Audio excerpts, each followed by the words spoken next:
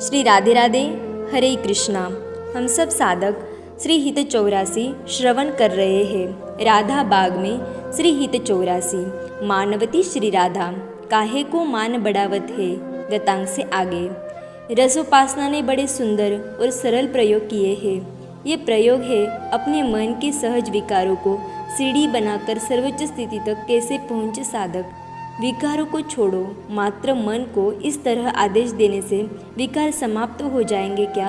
अजी बड़े पापड़ बेलने पड़ते हैं, किंतु वह सब उपाय सामान्य जीव के लिए संभव नहीं है। इसलिए रसोपासना ने विकार को न मिटाकर इसी को आधार बनाने की सोची और ये सफल भी हो गया। भाव मनोविकार ही है ना? ध्यान आप करते हो ओमकार का या सांसों का, किंतु उससे मन भले एकाग्र हो, रस तो नहीं मिला है ना?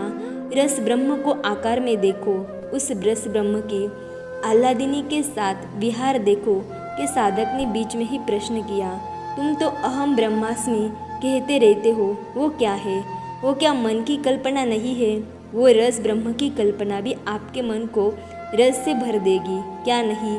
सारा खेल मन का है, यह तो जानते हो। मन से चिंतन करते करते वो चैतन्य है, जड़ नहीं।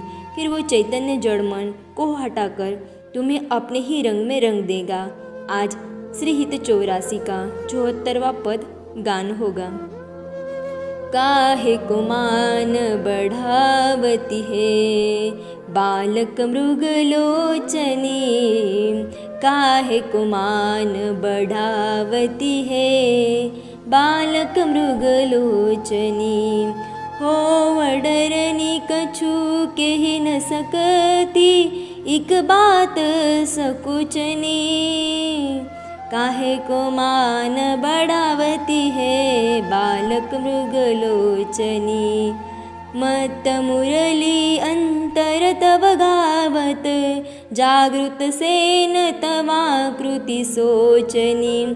श्रीहित हरिवंश महामोहन पिय, आतुर विट विरहज दुख मोचनी, काहे को मान बढ़ावती है बालक मृग लोचनी।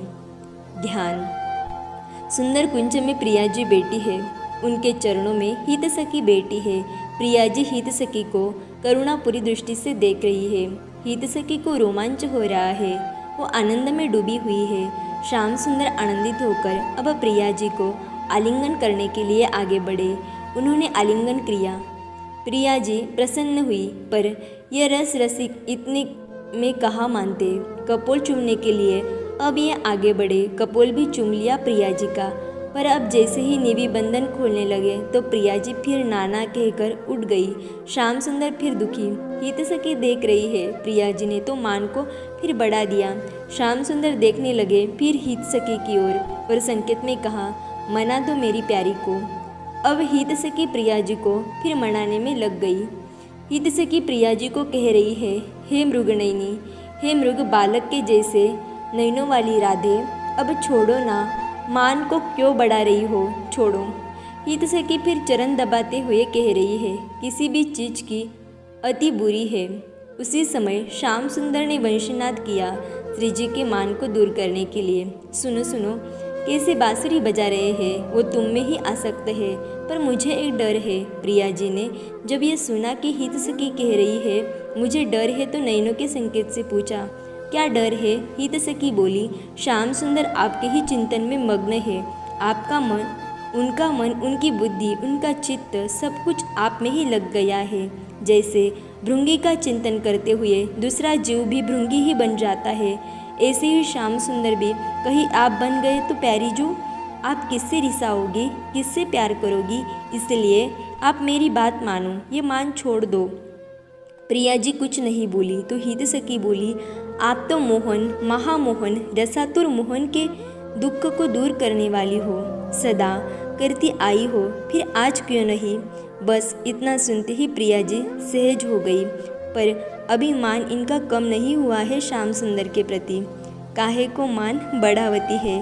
आगे की चर्चा हम कल श्रवण करेंगे। तब तक के लिए राधे राधे, हरे कृष्णा।